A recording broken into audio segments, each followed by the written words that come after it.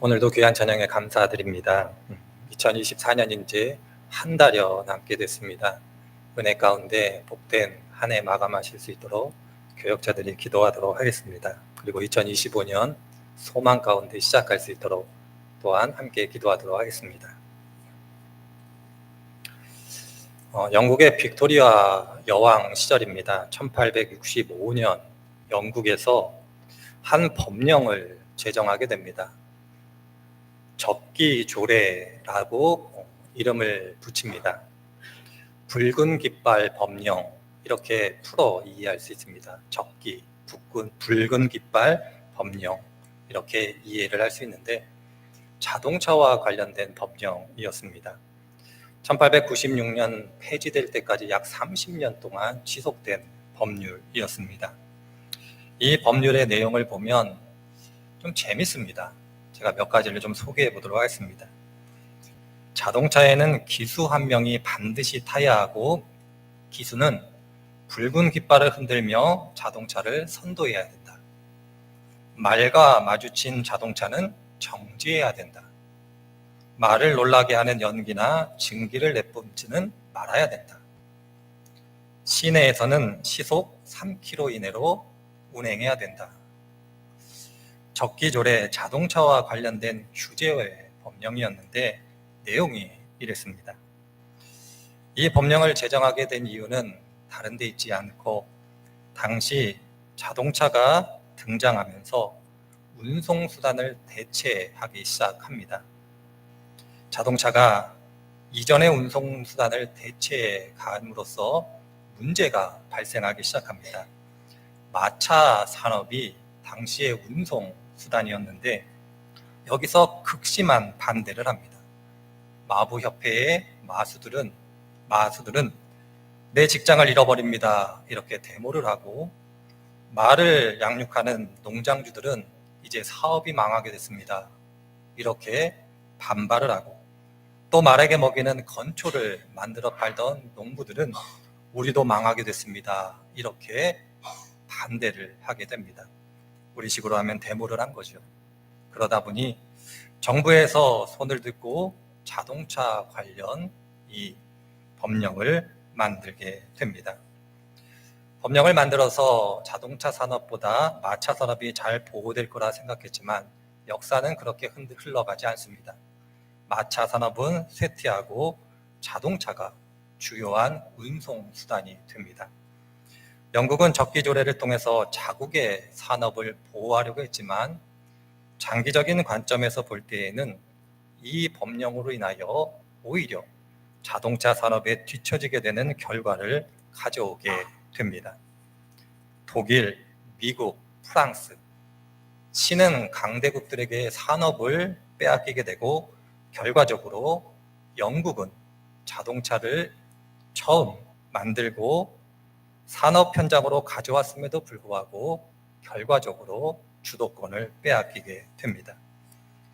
그런 의미 속에서 이 적기조례라는 표현은 오늘 우리들 시대에 보통 이러한 의미로 사용됩니다. 좁은 의미와 넓은 의미로 사용이 되는데, 좁은 의미에서는 기술의 발전을 따라가지 못하는 행정적인 규제, 그 규제가 기술의 발전을 발목 잡는다라는 의미 속에서 적기조례라는 그러한 비유를 활용하기도 합니다. 좀 넓은 의미에서는 새로운 변화를 받아들이지 않고 거부하는 어떤 삶의 태도를 이해할 때 적기조례, 이런 표현을 사용하고 됩니다. 여러분들이 잘 알고 계시는 바 온고지신이라는 표현이 있습니다. 옛 것을 익히고 그것을 통하여 새로운 것을 알아간다라는 표현인데, 적기조례는 바로 온고지신, 하지 못하는 어떤 삶의 태도, 새로운 것이 왔음에도 불구하고 그것을 받아들이지 못하고 과거에 매여 있는 어떤 삶의 모습을 이야기합니다. 우리식으로 얘기하자면 보수가 아닌 수구가 되는 것, 바로 그것을 적기조례, 그렇게 표현해 볼 수 있을 겁니다. 더 좋은 것이 있다면 더 좋은 것을 선택하는 것이 합리적인데 그렇지 못하다, 그렇게 이야기해 볼 수 있을 겁니다.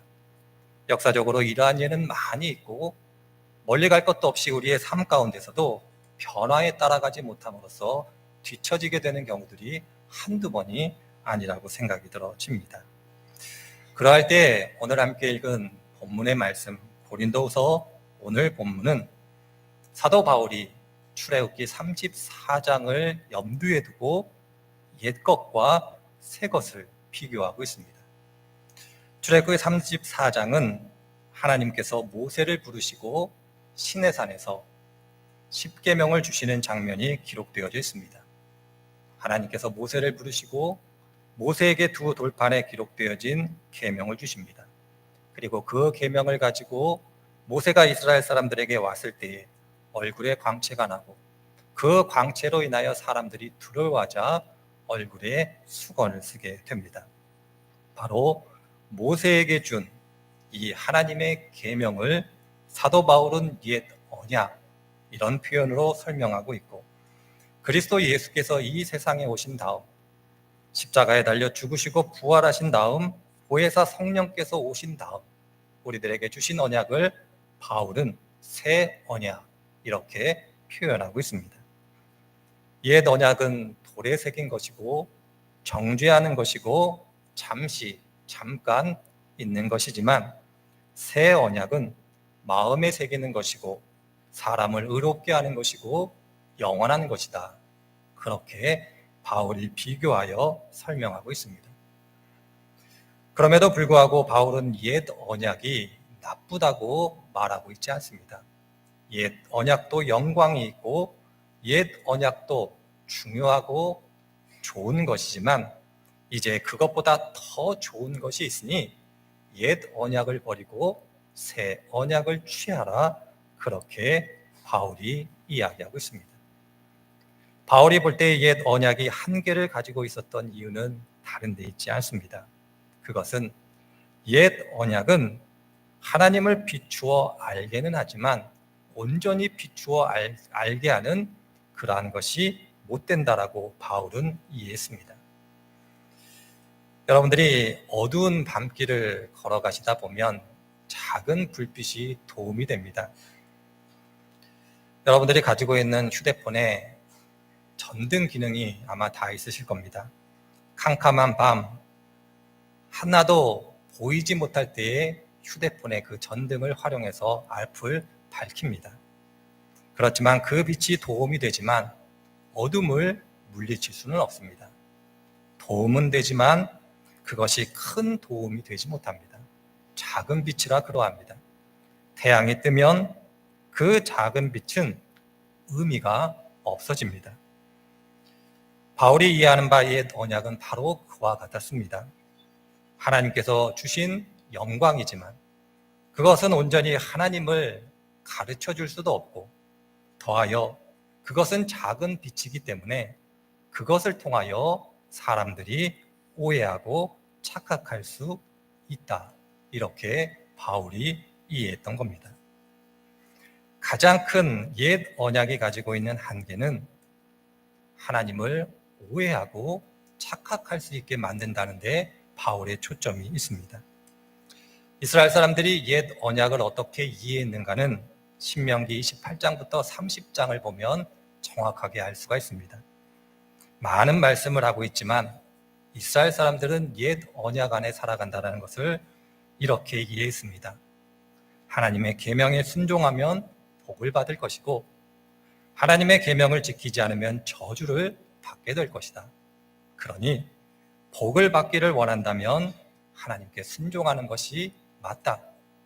옛 언약 안에 모세가 준 그 계명 안에 살아가는 삶은 순종과 불순종 사이에 있고 복과 저주의 사이에 있다. 그렇게 이스라엘 사람들이 이해를 했습니다. 그래서 이스라엘 사람들은 하나님께서 주시는 복을 받기 위하여 최선의 노력을 다했고 자신들이 할 수 있는 한 모든 노력을 다했습니다. 그러나 결과적으로 그들은 율법을 지키지 못했음을 성경이 우리들에게 가르쳐주고 있습니다. 그렇다면 왜 이스라엘 사람들이 율법을 지키지 못했을까? 이렇게 생각할 때 오늘 바울은 이스라엘 사람들의 마음에 수건이 덮여져 있었다, 이런 비유로 설명을 하고 있습니다. 이것을 로마서 7장에서는 조금 더 구체적으로 자세하게 설명을 하고 있습니다. 말씀이 좀 길지만 화면을 보시면서 잘 따라오셨으면 좋겠습니다. 로마서 7장 14절 이하에 있는 말씀은 이렇게 기록되어져 있습니다. 우리는 율법이 신령한 것인 줄 압니다. 그러나 나는 육정에 매인 존재로서 죄 아래 팔린 몸입니다. 나는 내가 하는 일을 도무지 알 수가 없습니다. 내가 해야겠다고 생각하는 일은 하지 않고 도리어 해서는 안 되겠다고 생각하는 일을 하고 있으니 말입니다. 그런 일을 하면서도 그것을 해서는 안 되겠다고 생각하는 것은 곧 율법이 선하다는 사실에 동의하는 것입니다. 그렇다면 그와 같은 일을 하는 것은 내가 아니라 내 속에 자리 잡고 있는 죄입니다.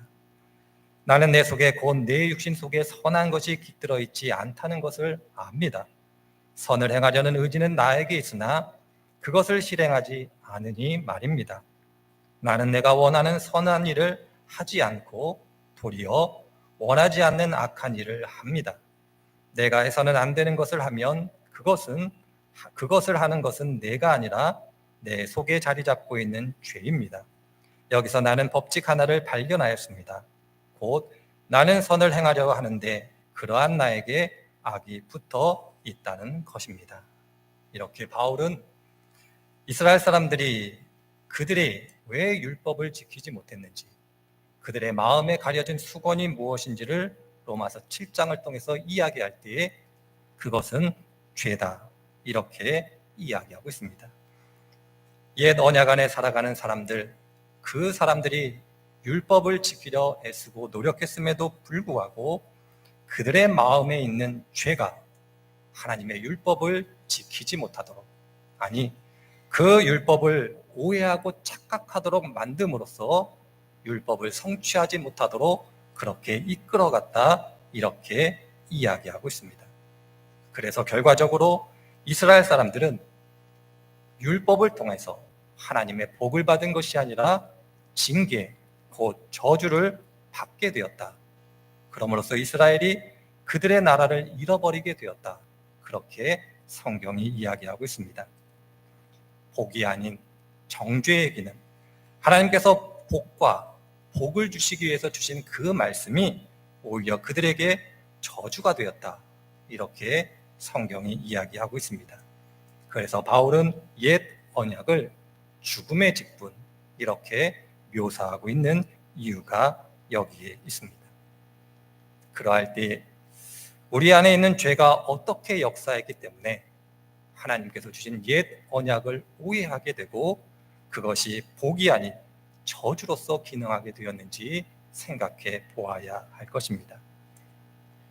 성경은 우리들에게 이스라엘 사람들이 옛 언약 안에 살아가야 됨을 제가 조금 전에도 말씀드렸습니다마는 하나님의 말씀에 순종하면 복을 받고 불순종하면 저주를 받는다는 것으로 이해했다라고 말씀을 드렸습니다. 이스라엘 사람들은 바로 하나님의 말씀, 율법, 계명을 목적이 아닌 수단으로 이해하게 된 겁니다. 방법론으로 이해한 겁니다. 어떻게 하면 복을 받게 되는지, 어떻게 하면 저주를 받게 되는지 그것을 알려주는 비법으로서 하나님의 율법, 말씀을 이해하게 되었다라는 겁니다. 하나님께 복을 받는 것이 좋은 것이지만 최소한 복을 받지 못한다면 저주는 받지 말아야겠다. 그러니 이것은 하지 말아야겠다. 그런 마음으로 하나님의 말씀, 계명, 율법에 접근해 갔다라는 겁니다. 이스라엘 사람들이 하나님의 율법에 대한 지식이 부족하여 그렇게 하나님의 말씀, 율법을 이해하는 것이 아닙니다. 우리들보다 율법에 대한 지식은 풍부했습니다. 그러나 그들의 마음속에 있는 죄와 죄에서 비롯된 욕망이 수건이 됨으로써 하나님의 말씀을 순전히 자신의 이익의 차원에서 바라보기 시작합니다. 이것을 하면 복을 받을 것이고 저것을 하면 저주를 받을 것이니 복을 받기 위해서 이것을 해야 되고 저주를 피하기 위해서 저것을 하지 말아야겠다. 자신의 이익의 관점에서 하나님의 말씀을 바라보니 그 말씀이 그들에게 짐이 되었고, 자신의 죄와 죄의 욕망에 부합되지 않는 말씀은 그들이 힘써 노력했음에도 불구하고 지키지 못했음을 성경이 우리들에게 가르쳐주고 있습니다. 하나님께서 하나님의 계명 율법을 우리들에게 주신 이유는 복과 저주의 비결을 가르쳐 주시기 위함이 아닙니다. 하나님께서 하나님의 계명 율법을 저희들에게 주신 이유는 우리들이 변화됨으로 하나님을 더 사랑하라고, 하나님의 누구신가를 알아가라고 그렇게 주셨음을 기억할 때 이스라엘 사람들의 마음속에 마음을 가렸던 수건이, 죄가 어떤 역할을 했는지 우리들은 알게 됩니다. 하나님의 말씀을 복과 저주의 차원에서 바라보면 우리들은 율법이 요구하는 바 하나님을 더 사랑하는 그 목적에 도달할 수 없습니다. 마치 이와 같습니다. 부모를 사랑하고 공경하고 부모의 말씀에 순종하는데 그것이 부모가 남겨질 유산 때문이라면 과연 그 자녀는 그 부모를 사랑한다라고 이야기할 수 없을 겁니다. 부모가 가지고 있는 많은 재산으로 인하여 부모의 말에 순종하고 부모가 싫어하는 것을 하지 않고 때가 되면 이 유산을 내가 받을 것이다, 그 마음으로 부모를 섬긴다라면 우리는 그 자녀를 효자라고 누구도 부르지 않을 겁니다. 바로 이스라엘 사람들, 그들의 마음속에 있는 죄와 죄로 인하여 그들의 마음을 덮은 수건으로 인하여 하나님의 말씀 계명을 옛 언약 안에서는 그렇게 이해하게 됐습니다. 그래서 그 옛 언약을 통하여 그들은 하나님의 복이 아닌 저주를 경험하게 되었다, 그렇게 성경이 이야기하고 있습니다. 그러나 바울이 우리들에게 가르쳐 주는 바 새 언약 아래 머물게 되면 이제 옛 언약 아래서 불가능한 것이 가능하게 된다, 그렇게 이야기하고 있습니다. 성령의 역사하심을 따라 죄를 성령께서 억제함으로 그 죄가 우리들 가운데 일하지 못하게 함으로써 우리의 마음에 덮인 수건을 벗기심으로 하나님의 말씀 계명을 복과 저주의 차원이 아닌 하나님의 사랑의 차원에서 이해할 수 있도록 그렇게 우리를 이끌어간다, 그렇게 이야기하고 있습니다. 하나님께서 무엇을 하라는 것도 무엇을 하지 말라는 것도 우리들을 사랑함으로 우리들이 잘 되기 위한 하나님의 마음이 담겨져 있는 것이지, 이것을 하면 복을 주고 저것을 하면 징계하겠다, 그런 하나님의 마음이 담겨져 있지 않다라는 것을 알게 된다는 겁니다. 하나님은 우리들을 사랑하시고 그 사랑 안에서 하나님을 더더욱 알아가기를 원하는 그 마음을 새 언약 안에서 우리들이 발견하게 된다, 그렇게 이야기하고 있습니다. 모두 다 경험하는 것이겠습니다만은 저희들의 인생을 살아가다 보면 어느 순간에 부모님의 말씀이 다 이해가 될 때가 있습니다. 어린 시절에는 잔소리로 들렸지만 어느 시점이 되면 부모님의 마음이 잔소리가 아니라 사랑의 말로 이해될 때가 있습니다. 옛 언약 아래 있었던 사람들은 하나님의 말씀이 잔소리로 들렸다면 새 언약 안에 머물게 되면 이제 그 말씀이 의미하는 바 하나님의 마음을 알게 된다는 겁니다. 율법이 어떤 것이고 율법이 왜 주어졌고 율법이 요구하는 것이 무엇인가를 밝히 알 수 있다는 겁니다. 복음서를 읽어보면 예수님께서 당시 종교 지도자들과 많은 분쟁이 있었음을 발견하게 됩니다. 분쟁의 이유는 두 가지였습니다. 하나는 예수님께서 자기 자신을 하나님의 아들이라 칭하였기 때문에 신성모독이라는 차원에서 당시 종교 지도자들과 분쟁이 있었습니다. 또 한 가지는 장로들의 유전을 지키지 않는다, 곧 기록된 계명을 지키지 않는다, 이 문제에서 당시 종교 지도자들과 갈등이 있었음을 보게 됩니다. 마태복음 12장을 보면 안식일에 예수님께서 두 가지 일을 함으로써 당시 종교 지도자들과 또 갈등을 빚게 됩니다. 첫 번째는 안식일 날 예수님의 제자들이 배가 고파 밀 이삭을 잘라 먹는 사건이 발생하게 됩니다. 또 안식일에 예수님께서 병든 사람을 고치게 됩니다. 바로 이 사실을 한 당시 종교 지도자들이 예수님께 와 이렇게 얘기합니다. 왜 당신과 당신의 제자들은 율법을 지키지 않습니까? 모세가 분명히 하지 말라고 했는데 왜 안식일에 이 일을 하고 있습니까? 하나님을 무시하는 겁니까? 이렇게 비난합니다. 그러자 예수님께서 뭐라고 답변하십니까? 나는 자비를 원하고 제사를 원하지 않는다. 나는 상한 갈대를 꺾지 않는다. 사람이 안식일을 위하여 있는 것이 아니라 안식일이 사람을 위하여 있다. 그렇게 말씀하고 계시지 않습니까? 율법은 사람, 곧 사랑을 위해서 있는 것이지 그 조문을 지키기 위해서 있는 것이 아니다. 그렇게 예수님께서 말씀하고 계십니다. 당시 종교 지도자들, 예수님이 살았던 시대의 종교 지도자들이 율법을 지식으로 몰랐던 사람이 아닙니다. 누구보다도 지식으로 율법을 정확하게 알았고 율법의 조문을 누구보다도 많이 알고 있었던 사람이 당시 종교 지도자들입니다. 그러나 그들은 마음으로 그 율법이 추구하는, 율법이 이루고자 하는 것이 무엇인가는 몰랐던 사람들이 당시의 종교 지도자들이었습니다. 그래서 바울이 우리들에게 이렇게 권면하는 겁니다. 주님께로 돌아가라. 주님께로 돌아가면 우리들이 새 언약 안에 머물 수 있고, 그러면 주께서 우리의 수건을 벗겨주실 것이고 참 자유를 누리게 될 것이며 이제 더 이상 복과 저주에 매이지 않을 수 있다.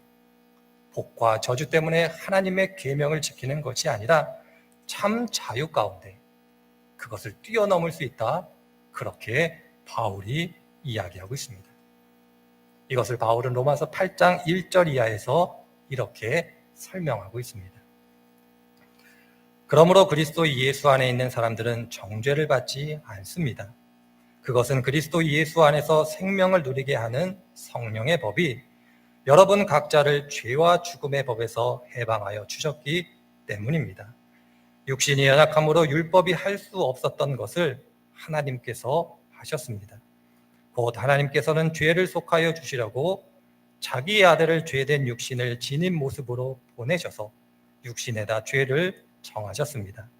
그것은 육신을 따라 살지 않고 성령을 따라 사는 우리들에게서 율법이 요구하는 바가 완성되게 하시려는 것입니다. 이렇게 바울이 이야기하고 있습니다. 주께로 돌아가 우리들이 새 언약 안에 머물 수 있다라면, 주의 영이 우리들 가운데 일하실 수 있다라면 참 자유를 누리게 될 겁니다. 복에 대한 욕망이 아닌, 처벌에 대한 두려움이 아닌 하나님의 사랑에 대한 감사함으로 율법을 지킬 수 있다. 계명을 지킬 수 있다. 그렇게 바울이 이야기하고 있습니다. 그러하기에 바울이 우리들에게 권면하는 주께로 돌아가라는 이 권면이 중요합니다. 주께로 돌아갈 때에만이 우리들이 새 언약 안에 머물 수 있고 그 새 언약이 주는 자유함을 누릴 수 있습니다. 주께로 돌아가는 것, 저는 호세아 선지자의 표현으로 말씀드려 보고 싶습니다. 호세아 6장 3절을 보면 호세아 선지자가 이렇게 말하고 있습니다. 우리가 여호와를 알자, 힘써 여호와를 알자. 그의 나타나심은 새벽빛같이 어김없나니 비와 같이 땅을 적시는 늦은 비와 같이 우리에게 임하시느니라. 호세아 선지자의 말을 빌려 이야기하자면 주께 돌아가는 것은 여호와 하나님을 아는 것, 힘써 아는 것입니다. 하나님이 누구시고 하나님이 어떤 분이신가를 알아가는 것, 곧 하나님의 사랑을 아는 것이다. 그렇게 말씀드려보고 싶습니다. 믿음의 길, 신앙의 길이라는 것은 끝없이 하나님께 돌아가는 겁니다. 하나님께 돌아가기 위해서는 매 순간순간마다 나에게 베풀어진 하나님의 사랑을 기억하고 되새기는 것이 필요합니다. 하나님이 나를 어떻게 구원해 주셨고, 하나님께서 나에게 어떤 은혜를 베풀어 주셨고, 어떤 사랑을 베푸시고 있는가, 매 순간순간 삶의 자리 속에서 묵상할 수 있다면 그때 우리들이 아버지 하나님께로 돌아갈 수 있습니다. 예수님께서 비유로 말씀하신 두 아들의 비유, 탕제의 비유 잘 아실 겁니다. 둘째 아들이 우여곡절 속에 고난을 겪고 한순간 생각을 하게 됩니다. 내가 아버지 집에 있을 때 이러한 복락을 경험했고, 내가 아버지께서 주신 은혜와 사랑을 기억하고 생각하게 됩니다. 그때 둘째 아들이 결심합니다. 아버지께로 돌아가야겠다. 다시금 돌아가 아버지께서 주신 그 사랑을 경험해야겠다. 이렇게 결심하게 됩니다. 우리들이 아버지 되신 하나님께 돌아가기 위해서는 끝없이 하나님의 사랑을 기억하고 묵상해야 됩니다. 믿음의 길, 신앙의 길은 다른 데 있지 않습니다. 내가 살아 숨쉬는 동안 매 순간순간마다 하나님의 그 사랑을 묵상함으로 하나님께 돌아가는 것, 그것이 바로 믿음의 길, 신앙의 길이다. 그렇게 말씀드릴 수 있습니다. 하나님께로 돌아가면 우리 가운데 거신 성령께서 우리의 얼굴에 덮인 수건을 벗겨 주실 겁니다. 그럼으로써 오늘 바울이 이야기하는 바 율법의 요구를 성취할 수 있도록 우리들을 다스려 갈 것입니다. 혹여 우리들이 여전히 옛 언약 안에서 하나님께서 주신 말씀을 복과 저주의 차원에서만 이해하고 있지는 않은지, 하나님께서 우리들에게 계명을 주신 것은 하나님을 닮아 그와 교제하라고 주셨음에도 불구하고 아직도 그것을 모르고 있는지 점검해 보아야 할 것입니다. 저는 이 자리에 계신 한 분 한 분들께서 더 이상 옛 언약이 아닌 새 언약 안에서 참 자유를 누리시는 복된 분들이 되시기를 바랍니다. 이를 위하여 부르셨고 이를 위하여 오늘도 하나님께서 역사하시니 이 은혜 안에서 승리하시는 복된 분들이 되시기를 주님의 이름으로 축원을 드립니다.